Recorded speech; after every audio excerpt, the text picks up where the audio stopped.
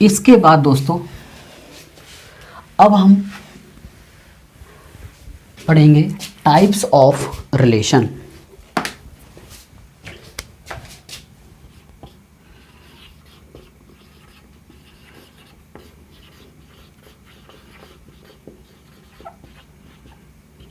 Types of relation.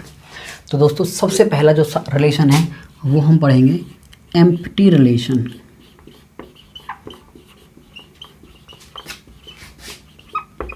और नल।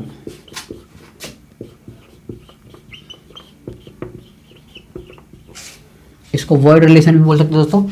तो दोस्तों एम्प्टी रिलेशन क्या होता है? सिंपल सा एक ऐसा रिलेशन जिसके अंदर कोई एलिमेंट ना हो, कोई ऑर्डर्ड पेयर ना हो, या फिर हम बोल दें कि सेट ए, जो हमारे दो सेट होते हैं ना, सेट ए का कोई भी एलिमेंट सेट बी के किसी भी एलिमेंट के साथ रिलेशन में ना हो। यानी कि अगर मैं इसकी डेफिनेशन लिखूं, इफ नो एलिमेंट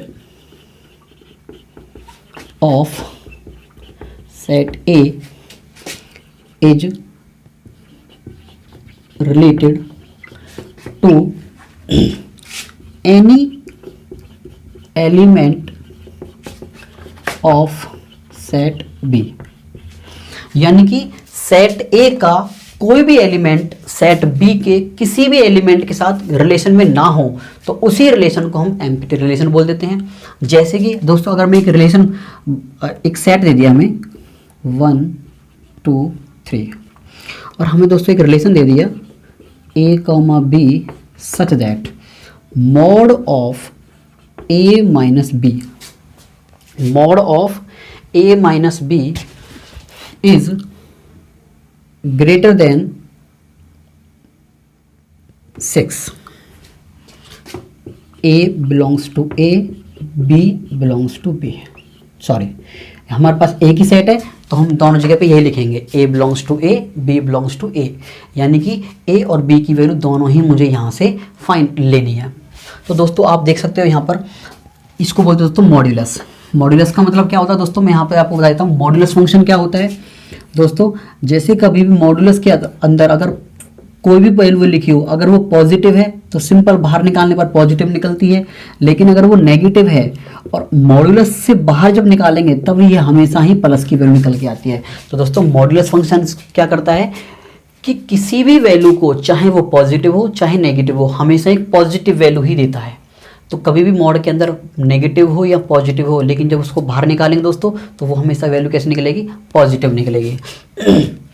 दोस्तों यहाँ पे क्या बोला गया है कि मुझे a की वैल्यू भी यहीं से लेनी है, a बिलोंग्स टू a का मतलब है a की वैल्यू भी यहीं से, b बिलोंग्स टू a का मतलब है b की वैल्यू भी यहीं से, और उनका जो डिफरेंस है और उसका मॉड वो 6 से बड़ा होना चाहिए। दोस्तों ये मैंने रिलेशन वैसे बनाया है, तो देखते हैं इसके अंदर क्या कोई रिलेशन आएगा। दोस्तों अगर मैं यहाँ से 1 ले लेता हूँ और 2 ले लेता हूँ, मैंने अगर 1,2 लिया और यहाँ पे इसको सेटिस्फाई कराया 1 - 2 का मॉड, 1 में से 2 गया तो -1।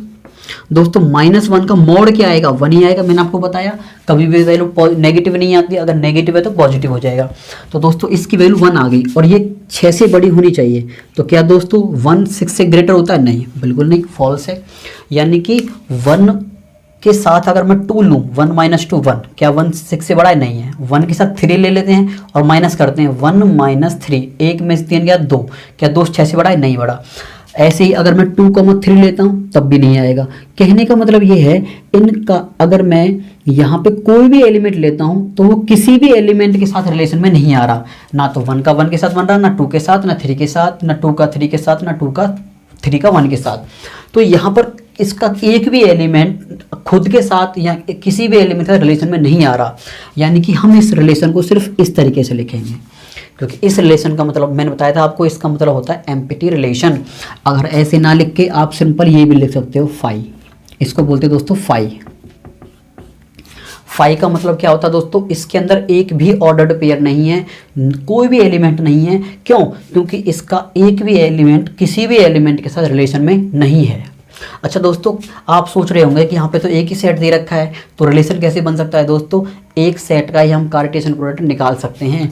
जैसे मैंने आपको बताया कार्टेशियन प्रोडक्ट निकालने का तरीका, अगर मुझे ए का कार्टेशियन निकालना ए के साथ तो इधर लिखेंगे 1 2 3 1 2 3, तो 1 का सभी के साथ कर देंगे रिलेशन। तो दोस्तों जो A क्रॉस A है ये भी हमारा निकल के आ जाएगा 1 1 1 2 1 3 2 1 इस तरीके से। तो दोस्तों हम एक सेट से भी हम कार्टेशियन प्रोडक्ट निकाल सकते हैं, जैसा कि मैंने यहाँ पे दिखा रखा है आपको। तो दोस्तों आई होप आपको एम्प्टी रिलेशन और नल रिलेशन समझ में आ गया होगा। इसको दोस्तों एक नाम और बोल देते हैं, वॉइड रिलेशन। तो दोस्तों आई होप आपको एम्प्टी रिलेशन समझ में आ गया होगा। एम्प्टी रिलेशन क्या होता है, जिसके अंदर एक भी ऑर्डर्ड पेयर नहीं आता। तो मैंने आपको यहाँ पे एक सेट लेके दिखाया था कि अगर हम इसके कोई भी 2 एलिमेंट ले लें, जैसे मैं इसका 1 3 ले लेता हूँ, 1 में से 3 माइनस करो, ये आएगा -2, -2 का मॉड करेंगे तो +2। क्या 2 ग्रेटर होता है 6 से? नहीं होता। या यहाँ पर हम देख सकते हैं कि इसका कोई भी एलिमेंट का रिलेशन नहीं बन पा रहा। इसका मतलब ये जो रिलेशन है, ये वाला जो रिलेशन है, एक एम्प्टी रिलेशन होगा। तो दोस्तों I hope it's clear to you. तो दोस्तों आगे बढ़ते हैं। दूसरा रिलेशन है दोस्तों यूनिवर्सल रिलेशन। मैंने आपको बताया था एक बार, ये बीच में भी आया था, एक बार दोबारा से इसको ढंग से समझते हैं। यूनिवर्सल रिलेशन बहुत ही इजी है।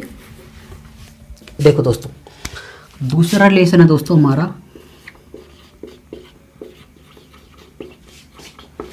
Universal relation.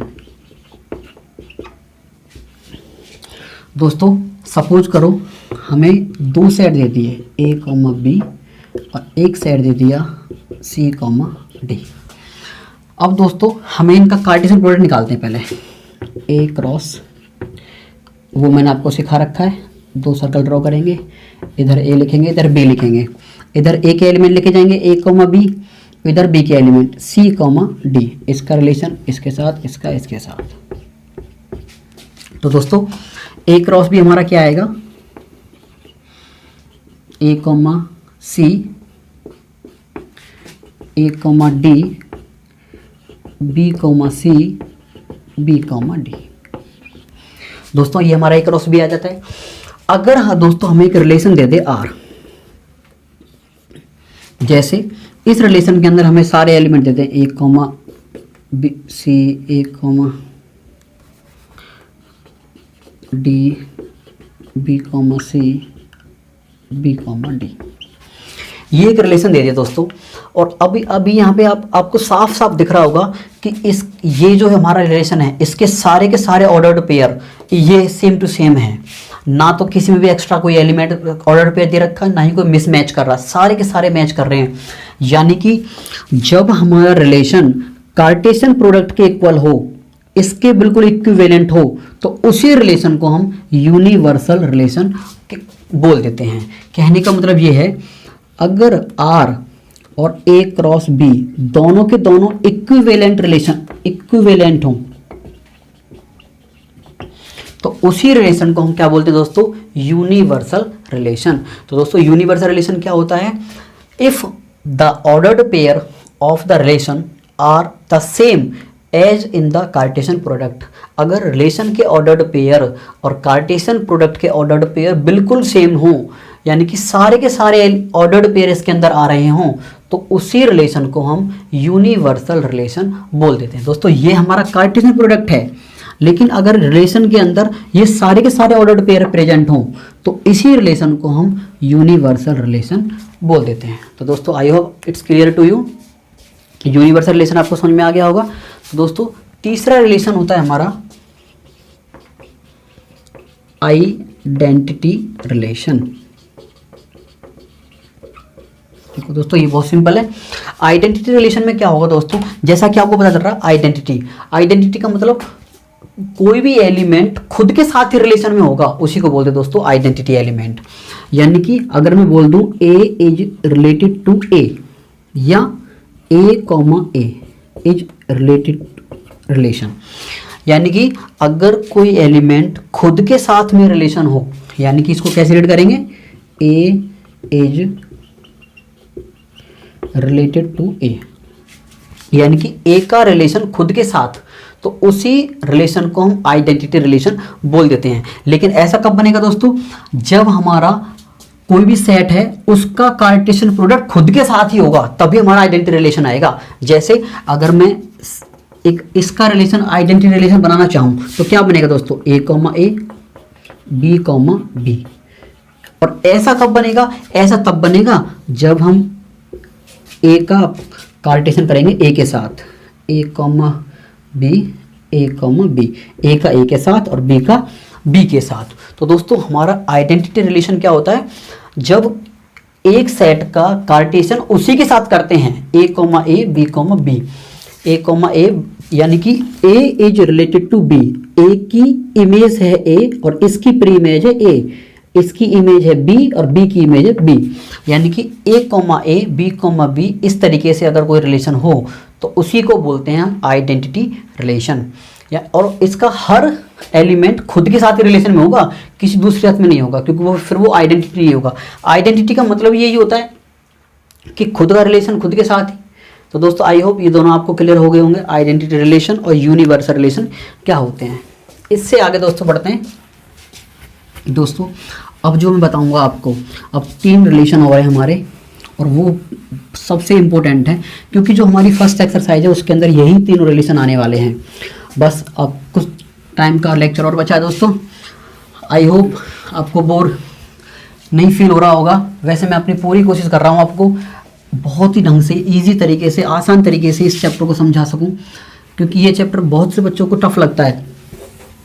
लेकिन मैं अपनी पूरी कोशिश करूंगा कि आपको इस चैप्टर को इजी तरीके से एक्सप्लेन कर सकूं। तो दोस्तों अब जो मैं बताने जा रहा हूं आपको, ये 3 रिलेशन और बचते हैं हमारे। सबसे पहला ये 4th नंबर का है हमारा रिफ्लेक्सिव रिलेशन। बस दोस्तों इन्हीं को थोड़ा ध्यान समझ लो। आप यहाँ तक मेरे साथ बने रहे हो, बस 10-15 मिनट का काम और है, क्योंकि यही इस एक्सरसाइज के अंदर सिर्फ यही 3 रिलेशन आने वाले हैं। अब आप कहोगे कि आपने सर यही पहले क्यों नहीं समझा दिए। तो दोस्तों इनको समझने के लिए आपको वो सारी चीज़ें जो मैंने आपको समझाई हैं वो आपको बहुत ज़रूरी आनी चाहिए। जब हम क्वेश्चन करेंगे तब आपको इस चीज़ का बेनिफिट मिलेगा कि आपने इससे पहले जितना भी पढ़ा है उसका कितना बेनिफिट है। क्योंकि ये चैप्टर दोस्तों ऐसा है, इसमें कुछ ऐसे सिंबल्स होते हैं जिनको देख के बच्चे बहुत ज़्यादा कन्फ्यूज होते हैं। वैसे जब मैं इन रिलेशंस को करा दूंगा उसके बाद मैं आपको 2 मिनट में उन सिंबल्स के बारे में ज़रूर बताऊंगा जो इसके अंदर, इस चैप्टर के अंदर आते हैं, जो 11th क्लास में आपने पढ़े थे, ताकि अगर कोई सिंबल हम आगे चल के आए तो आपको वो कन्फ्यूज ना करे। तो दोस्तों चलिए आगे बढ़ते हैं।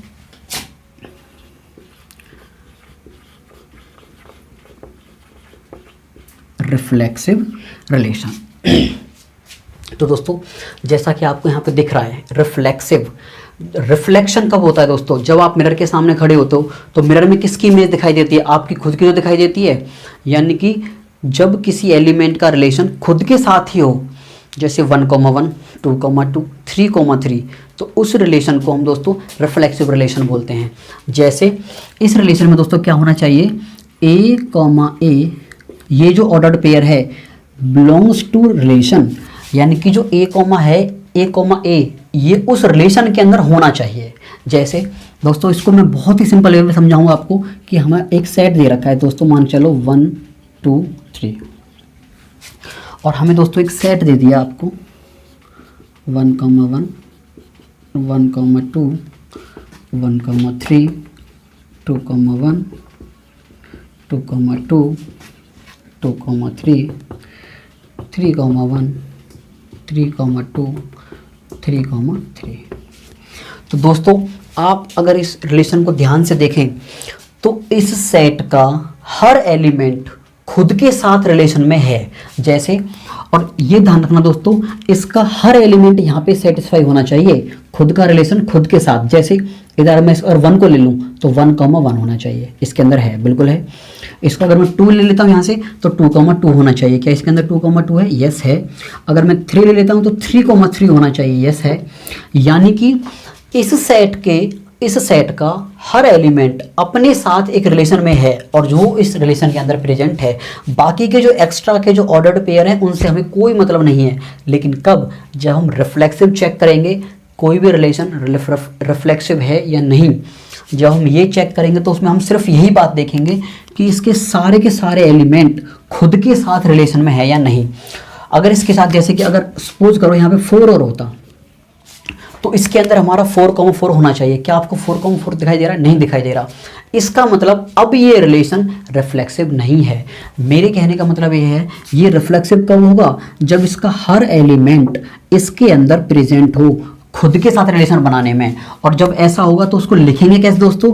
क्योंकि हर एलिमेंट को दिखाने की ज़रूरत नहीं होती कि 1,1 है, 2,2 है, 3,3 है, इन सबको दिखाने की ज़रूरत नहीं होती। हम सिर्फ यहाँ पे एक ही बात लिखेंगे कि here A, A belongs to relation, यानी कि A, यानी कि खुद का रिलेशन खुद के साथ इस रिलेशन के अंदर है। लेकिन A की वैल्यू क्या है? A की वैल्यू यहाँ से लेनी है मुझे। A की वैल्यू आप यहाँ से कुछ भी ले लो, 1 ले लो, 2 ले लो या 3। A की वैल्यू यहाँ से कुछ भी लो, 1 लो, 2 लो, 3 लो। उन सबको अगर मैं यहाँ रखता हूँ, जैसे मैंने 1 ले लिया तो 1,1, अगर 2 ले लोगे तो 2,2, 3 लोगे तो 3,3।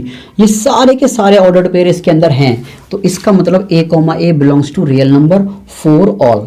दोस्तों यहाँ पे एक नया सिंबल आया, फॉर ऑल। तो दोस्तों इस सिंबल को याद कर लेना, क्योंकि ये बहुत बार बार आएगा, बहुत फ्रीक्वेंटली रिपीट होगा। इसको बोलते हैं for all. For all A belongs to A। इसका मतलब दोस्तों क्या होता है? इसका मीनिंग समझना बहुत ज़रूरी है कि A belongs to A। A की वैल्यू मुझे यहाँ से लेनी है, फॉर ऑल यानी कि हर वैल्यू लेनी है। देखो A की वैल्यू मुझे यहाँ से लेनी है 1, 2, 3, और फॉर ऑल का मतलब सारी की सारी वैल्यू लेनी है और वो यहाँ पे रखनी है और फिर चेक करना है कि इसके अंदर है या नहीं। और अगर है तो सिर्फ इसी पॉइंट को आप मैं आपको याद करने के लिए नहीं कहूँगा, बाकी आप इसको समझ लीजिए कि A, belongs to real number, sorry real नहीं, relation for all A belongs to A। यानी कि एक, अगर मैं यहाँ से कोई भी वैल्यू लेता हूँ, फॉर ऑल का मतलब यहाँ से हर वैल्यू, अगर आप कोई भी वैल्यू यहाँ से पुट अप करो और यहाँ पे रखो और वो इसके अंदर है, तो हम इस रिलेशन को बोल देते हैं कि ये रिफ्लेक्सिव रिलेशन है। अगर यहाँ पे 4 होता और यहाँ 4,4 नहीं था तो ये रिफ्लेक्सिव रिलेशन नहीं होता। तो दोस्तों आई होप आपको ये क्लियर हो गया होगा कि एक रिफ्लेक्सिव रिलेशन क्या होता है। दोस्तों इसके बाद हमारा नेक्स्ट रिलेशन होता है हमारा सिमेट्रिक रिलेशन। सिमेट्रिक रिलेशन दोस्तों, सिमेट्रिक रिलेशन क्या होता है? सिमेट्रिक का मतलब क्या होता है दोस्तों? कोई भी चीज़ सिमेट्रिकल कब होती है? जब वो, अगर जिसको हम बीच में से अगर काटें तो वो 2 बराबर हिस्सों में कट जाए, इक्वल पार्ट्स में डिवाइड हो जाए। जैसे कि अगर एक स्क्वायर ले लेते हैं दोस्तों, ये सपोज करो ये एक रेक्टेंगल है, क्या हम इस रेक्टेंगल को 2 इक्वल पार्ट्स में डिवाइड कर सकते हैं? यस कर सकते हैं, अगर हम यहाँ पे एक लाइन खींच दें तो। यानी कि सिमेट्रिक का मतलब क्या है कि अगर मैं बोल दूं कि अगर इधर A, B है तो इधर भी हमारा क्या होना चाहिए? इधर इसका अपोजिट होना चाहिए, B, A। तो दोस्तों सिमेट्रिक का मतलब क्या होता है? अगर A का रिलेशन B के साथ है तो B का रिलेशन A के साथ भी होना चाहिए। यानी कि अगर A रिलेटेड टू B है तो B रिलेटेड टू A भी उसके अंदर होना चाहिए। अगर ये कंडीशन है तो उसको हम सिमेट्रिक रिलेशन बोल देंगे, अदरवाइज वो सिमेट्रिक नहीं होगा। जैसे अगर A B से बड़ा है तो क्या B A से बड़ा होगा? बिल्कुल नहीं होगा, तो ये सिमेट्रिक नहीं होगा। अगर A B का भाई है, यानी कि A, B का मतलब है A B का भाई है, तो B हमेशा A का भाई होगा, बिल्कुल सही है। अगर भाई वाला रिलेशन आए तो वो सिमेट्रिक है। अगर ग्रेटर वाला है तो वो सिमेट्रिक नहीं है। क्यों नहीं है सिमेट्रिक? क्योंकि अगर मैं कह दूं 5 तो ग्रेटर है 4 से, अगर मैं इसका उल्टा करूं 4 और 5, क्या 4 ग्रेटर है 5 से? नहीं है। तो दोस्तों सिमेट्रिक रिलेशन क्या होता है कि अगर हेयर A, B बिलोंग करता है R में, A, B, अच्छा ये A और B क्या है? सेट में से आएंगे ये, A belongs to A, B belongs to A। क्योंकि यहाँ पे A की सेट दे रखा है तो इसलिए मैंने दोनों जगह पे A लिख दिया। अगर 2 सेट होते और अगर वो बोलता कि A बिलोंग्स टू A है और B बिलोंग्स टू B है, यानी कि A की वैल्यू A में से लेनी है, B की वैल्यू B में से लेनी है तो उस रिलेशन को बोलते हैं दोस्तों हम सिमेट्रिक रिलेशन। सिमेट्रिक रिलेशन कब बोलेंगे दोस्तों? A, B तो है, एंड अगर मैं इसका उल्टा कर दूं, B की जगह A और A की जगह B, यानी कि B, A also belongs to R। अगर देखो, अगर इस रिलेशन के अंदर 1,2 है और अगर 2,1 भी है, देखो आपको यहाँ दिख रहा होगा 1,2 है तो इसका उल्टा करना 2,1 इसके अंदर है क्या? यस है। 1,3 है तो इसका उल्टा करना 3,1, 3,1 भी है, बिल्कुल है। अगर ये तो हो गया 2,3 है तो 3,2 होना चाहिए, है, बिल्कुल है। और कोई अलग नंबर नहीं। यानी कि जब मैं इस रिलेशन को देख रहा हूं, अच्छा एक बात और, जब हम सिमेट्रिक रिलेशन चेक करेंगे ना तब हमें इस सेट से कोई मतलब नहीं है। इस सेट को हम केवल तभी देखेंगे जब हमें रिफ्लेक्सिव चेक करना हो, क्योंकि रिफ्लेक्सिव में हम देखेंगे इसका हर एलिमेंट खुद के साथ रिलेशन में होना चाहिए, जैसे 1 1 2 2 3 3, तो ये हमारा रिफ्लेक्सिव होगा। लेकिन जब हम सिमेट्रिक रिलेशन चेक करेंगे तो सिमेट्रिक में सिर्फ हमारा ध्यान इस पे होगा, इसमें हम केवल उन नंबर को, उन ऑर्डर्ड पेयर को देखेंगे जिनके इमेज और प्रीइमेज अलग अलग हैं। जैसे 1,2 है तो इसका उल्टा कर देंगे 2,1 है, यस। 1,3 है इसका उल्टा कर देंगे 3,1, यस ये भी है। अगर इसका है 2,3 है तो उल्टा करेंगे तो 3,2। यानी कि हर ऑर्डर्ड पेयर का एक सिमेट्रिक रिलेशन प्रेजेंट है। 1 2 का 2 1, 2 3 का 3 1 और 3 2 का 2 3। यानी कि सारे के सारी, अच्छा, for all A belongs to A, B belongs to A, ये बात सब जगह हर स्टेप में चलेगी दोस्तों। इसका मतलब ये है कि अगर ए कॉमा बी रिलेशन के अंदर है तो बी कॉमा ए भी है। अगर मैं यहाँ पे, जैसे अगर मैं इसको दिखाना चाहूँ 1,2 तो 2,1 भी है। मुझे शो करने की जरूरत नहीं है, एक जनरल में सॉल्यूशन लिखूंगा हर चीज़ का। अगर ए बी है तो बी ए भी होना चाहिए। अगर कहीं, अगर हाँ एक बात और, अगर ये कई जगह पास हो रहा है लेकिन अगर एक जगह फेल हो जाता है तो वहीं पे इसको हम बोल देंगे सिमेट्रिक रिलेशन नहीं है। जैसे अगर मैं इसके अंदर कह दूं कि इसके अंदर अगर मैं यहाँ पे 4, चलो दोस्तों इसको आगे करेंगे, लेकिन फिलहाल सिर्फ आप यही समझ लो कि ये हमारा जो रिलेशन है ये हमारा एक सिमेट्रिक रिलेशन है। क्यों है? क्योंकि 1,2 का उल्टा क्या होगा 2,1, वो है। 2,3 का 3,2 है और 1,3 का 3,1 है। तो दोस्तों ये हमारा सिमेट्रिक रिलेशन होता है। सिमेट्रिक के अंदर क्या करते हैं, अगर A, B है तो B, A, अगर A B का भाई है तो B भी तो A का भाई होगा। इसका मतलब यही हमारा क्या होता है, सिमेट्रिक रिलेशन होता है। अगर ये हमारी कंडीशन सेटिस्फाई हो जाती है तो हम उसको सिमेट्रिक रिलेशन बोल देंगे। तो दोस्तों आई होप आपको ये दोनों के दोनों रिलेशन क्लियर हो गए होंगे, रिफ्लेक्सिव और सिमेट्रिक। रिफ्लेक्सिव में दोस्तों क्या करते हैं, खुद का रिलेशन खुद के साथ देखेंगे और हमारा पूरा फोकस होगा इस सेट पर। सेट का हर एलिमेंट खुद के साथ रिलेशन में होना चाहिए। दूसरी बात, अगर सिमेट्रिक रिलेशन है तो अब फिर हम इस सेट पे फोकस नहीं करेंगे, हमारा फोकस रहेगा रिलेशन पे। यहाँ पर हम उन ऑर्डर्ड पेयर को देखेंगे जिनकी इमेज और प्री इमेज अलग अलग हैं। 1,1 को क्या देखना, 1,1 को उल्टा करने पर 1,1 आएगा, इसको नहीं देखेंगे। जो अलग नंबर हैं, 1 2 है तो 2 1 भी होना चाहिए। अगर मैं यहाँ पर इसको रिमूव कर देता हूँ और ये हमारा रिलेशन है, तो दोस्तों 2,3 की जगह 3,2 आ गया, 1,3 की जगह 3,1 यहाँ भी पास हो गया, लेकिन ये यहाँ फेल हो गया। ये 2 जगह पास हुआ लेकिन एक जगह फेल, तो इसको हम फेल ही मानेंगे दोस्तों। अब ये सिमेट्रिक रिलेशन नहीं है। क्यों नहीं है? क्योंकि 1,2 की जगह पर 2,1 भी होना चाहिए था, वो इसके अंदर नहीं है। तो अगर होता, जैसे अगर ये 2,1 है तब तो ये सिमेट्रिक है, अगर नहीं है तो ये सिमेट्रिक नहीं है। तो आई होप दोस्तों आपको यहाँ तक क्लियर हो गया होगा। इसके बाद बस हमारा एक रिलेशन और बचता है दोस्तों,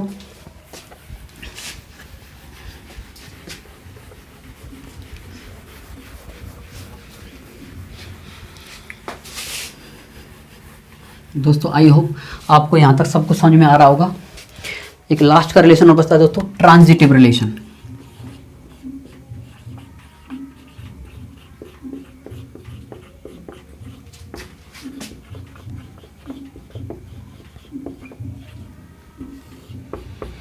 दोस्तों ट्रांजिटिव रिलेशन का मतलब क्या है, जैसे मेरे पास दोस्तों तीन भाई हैं, A B C। A B का भाई है तो A, B बिलोंग करेगा रिलेशन में। B C का भाई है तो B, C भी रिलेशन करेगा। अगर A, B है और B, C है तो जो कॉमन होगा ना, कॉमन वाला पॉइंट बीच वाला, उसको छोड़ देंगे, A, C ये भी रिलेशन के अंदर बिलोंग करना चाहिए। यानी कि अगर A, B बिलोंग कर रहा है रिलेशन में, B, C बिलोंग कर रहा है तो A, C भी होना चाहिए। और वैसे भी अगर A B का भाई है तो दोनों भाई भाई हो गए, B C का भाई है तो क्या A और C भाई नहीं होंगे? बिल्कुल होंगे। कहने का मतलब ये है, ट्रांजिटिव में हम क्या देखेंगे, 3 एलिमेंट को लेंगे, A, B और B, C, बीच वाला एलिमेंट कॉमन होना चाहिए। रिलेशन के अंदर हमारे पास 2 3, जैसे कि मान के चलो हमारे पास 4, 5 है, एक 5,6 है। तो रिलेशन के अंदर जो बीच वाला पॉइंट है ना, इसको छोड़कर 5,6 ये भी उसके अंदर होना चाहिए। अगर रिलेशन के अंदर ये कंडीशन सेटिस्फाई हो रही है, जितने भी ऑर्डर्ड पेयर बनेंगे सबके लिए, अगर 4 जगह पास हो गया और 1 जगह फेल तो उसको फेल ही मानेंगे। 5,4 है, 4,6 है, तो 4 को छोड़कर 5,6 उसके अंदर होना चाहिए। तो दोस्तों ट्रांजिटिव के लिए क्या कंडीशन है? If here A, B belongs to relation and B, C belongs to relation are for all। मैंने बताया था आपको ये हर पॉइंट पे चलेगा। for all का मतलब है A, B, C तीनों के लिए एक जगह लिख देते हैं belongs to set। सेट बोल सकता है, रियल नंबर से बोल सकता है, वो कुछ ही बोल सकता है, वो हम यहाँ देख लेंगे। बस यहाँ पे लिखना जरूरी है, डिफाइन करना जरूरी है कि ए और बी, ए बी सी की वैल्यू कहाँ से लेनी है, हमें यहाँ कौन सी लेनी है। तो दोस्तों अगर ए कोमा बी बिलोंग कर रहा है, बी कोमा सी बिलोंग कर रहा है, देन तो क्या होना चाहिए दोस्तों? ए कोमा सी भी बिलोंग करना चाहिए। A comma C also belongs to relation, यानी कि अगर ए कोमा बी है, बी कोमा सी है, तो ए कोमा सी भी उसके अंदर होना चाहिए, तभी उसको हम ट्रांजिटिव रिलेशन बोलेंगे। जैसे दोस्तों अगर हमारे पास एक रिलेशन दे दिया, सपोज करो, मैं इसको समझाने के लिए सिर्फ एक एग्जांपल ले रहा हूँ, 1,1 1,2 2,3 1,5 1,3 3,4 2,4।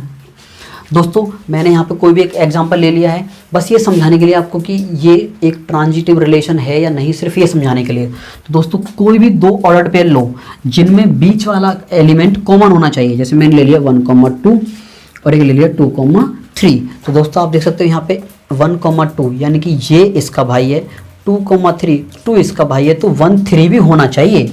1,2 है, 2,3 है, तो 1,3 1,3 भी इसके अंदर होना चाहिए। तो देखते हैं 1,3 है क्या इसके अंदर? यस है, तो यहाँ पे पास हो गया। और कहीं देखते हैं फिर इसको दोस्तों, यहाँ पे 2,3 है और 3,4 है दोस्तों, तो 2,3 है, 3,4, तो 3 को छोड़ देंगे, 2,4 2,4 इसके अंदर है क्या?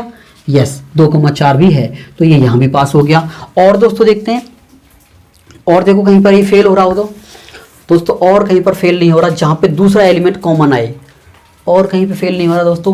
तो दोस्तों आपने यहाँ पे देखा, जब मैंने 1,2 लिया और 2,3 लिया तो 1,3 इसके अंदर है, यस है। और जब मैंने 1,3 लिया, 3,4 लिया, 3 को छोड़ देंगे, 1,4 इसके अंदर है क्या? 1,4। अरे हाँ, यहाँ पर ये फेल हो गया। देखो ये मिल गया हमें पॉइंट फेल करने वाला, 1 3 और 3 4। आप यहाँ देख सकते हो 1,3 है, 3,4 है, तो 1,4 होना चाहिए। क्या इसके अंदर 1,4 है? नहीं है, यानी कि ये रिलेशन ट्रांजिटिव नहीं है।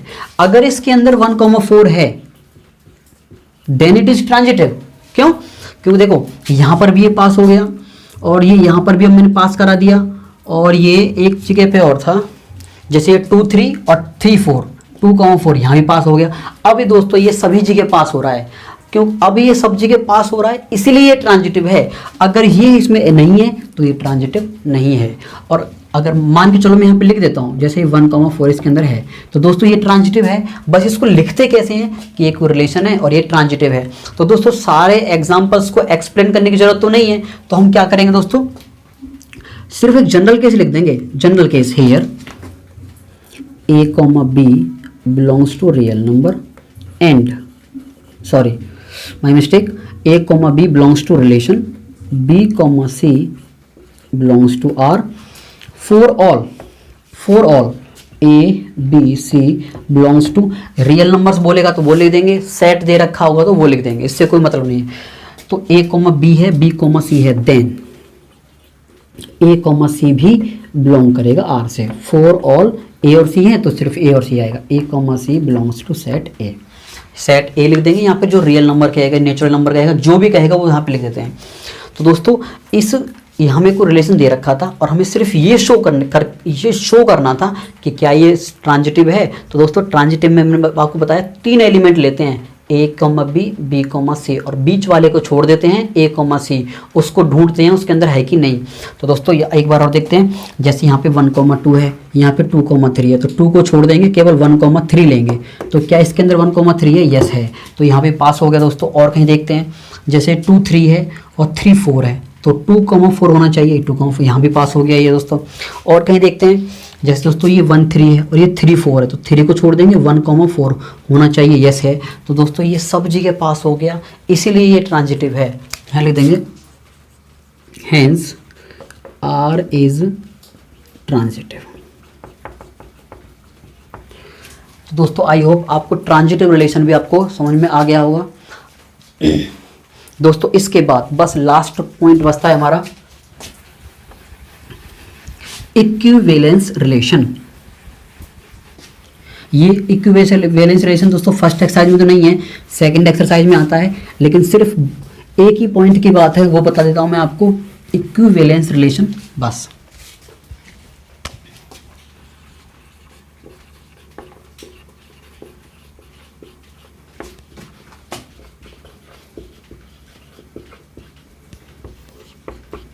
Equivalence relation.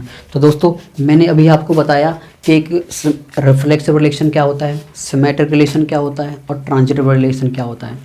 अगर कोई रिलेशन सिमेट्रिक भी है, रिफ्लेक्सिव भी है और ट्रांजिटिव भी है, यानी कि वो तीनों जगह पास हो जाता है, कहीं पर भी फेल नहीं होता। अगर कोई रिलेशन रिफ्लेक्सिव भी है, सिमेट्रिक भी है और ट्रांजिटिव भी है, देन उस रिलेशन को ही दोस्तों हम इक्विवेलेंस रिलेशन ही बोल देते हैं। यानी कि अगर मैं इसकी एक डेफिनेशन लिखना चाहूँ, एक relation which is reflexive, symmetric and transitive. A relation which is reflexive, symmetric and transitive, then it is called an equivalence relation। दोस्तों इक्विवेलेंस रिलेशन क्या होता है? एक ऐसा रिलेशन जो रिफ्लेक्सिव भी हो, सिमेट्रिक भी हो और ट्रांजिटिव भी हो, उसी को हम क्या बोलते हैं दोस्तों? एक इक्विवेलेंस रिलेशन बोल देते हैं। जैसे अगर मैं इसको, अगर आप चाहते हो तो इसको मैं एक एग्जांपल लेके समझा सकता हूँ, ताकि आप थोड़ा और क्लियर हो जाए। बस दोस्तों 2 मिनट में और लूँगा आपकी। एक एग्जांपल दोस्तों एक रिलेशन दे दिया 1,2,3। इसका दोस्तों एक रिलेशन दे दिया हमें, ये रिलेशन दे दिया 1,1।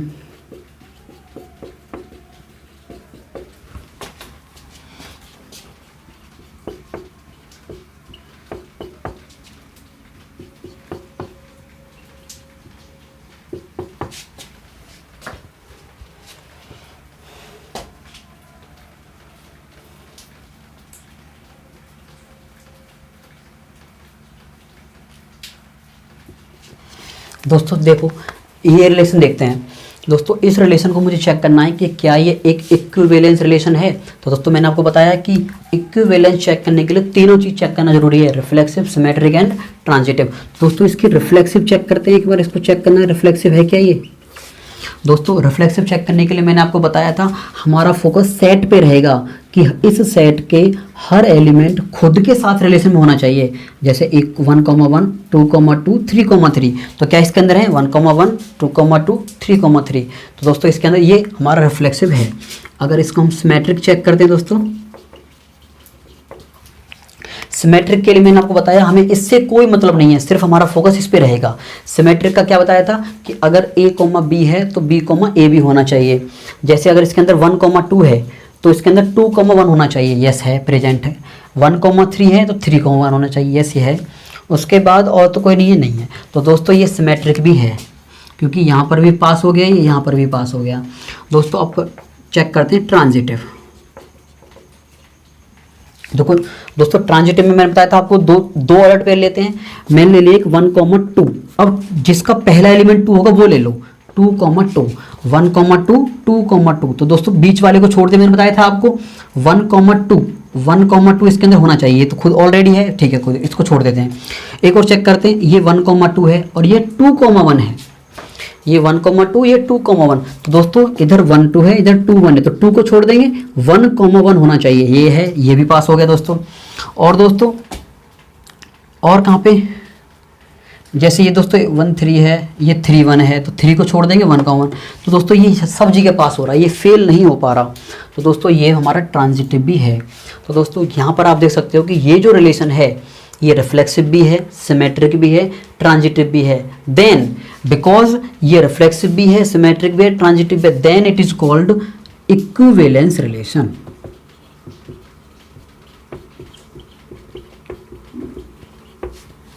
दोस्तों इसी को हम क्या बोलते हैं, इक्विवेलेंस रिलेशन। तो दोस्तों बस यही हमारा इस चैप्टर का रिलेशन एंड फंक्शन का एक बेसिक इंट्रोडक्शन था। अभी हमने एक्सरसाइज का एक भी क्वेश्चन सॉल्व नहीं किया है, अगली वीडियो में हम आपको इस एक्सरसाइज के क्वेश्चंस को भी सॉल्व कराएंगे और कोशिश करेंगे कि आपको इजी तरीके से हर क्वेश्चन को डिटेल्ड एक्सप्लेनेशन के साथ समझा सकें। और आप दोस्तों आज आपको हमारी वीडियो कैसी लगी आप हमें कमेंट बॉक्स में बताना, और हमें अपनी तरफ से कोई भी सजेशन हो जो आप हमें देना चाहते हो, जो भी हमें आप यहाँ पर हमारे सेटअप में इम्प्रूवमेंट करनी हो। दोस्तों आज हमारी ये फर्स्ट वीडियो थी, तो अगर आपको ये वीडियो अच्छी लगी तो आप हमारे वीडियो को लाइक करना, शेयर करना और हमारे चैनल को सब्सक्राइब ज़रूर करना। थैंक यू दोस्तों।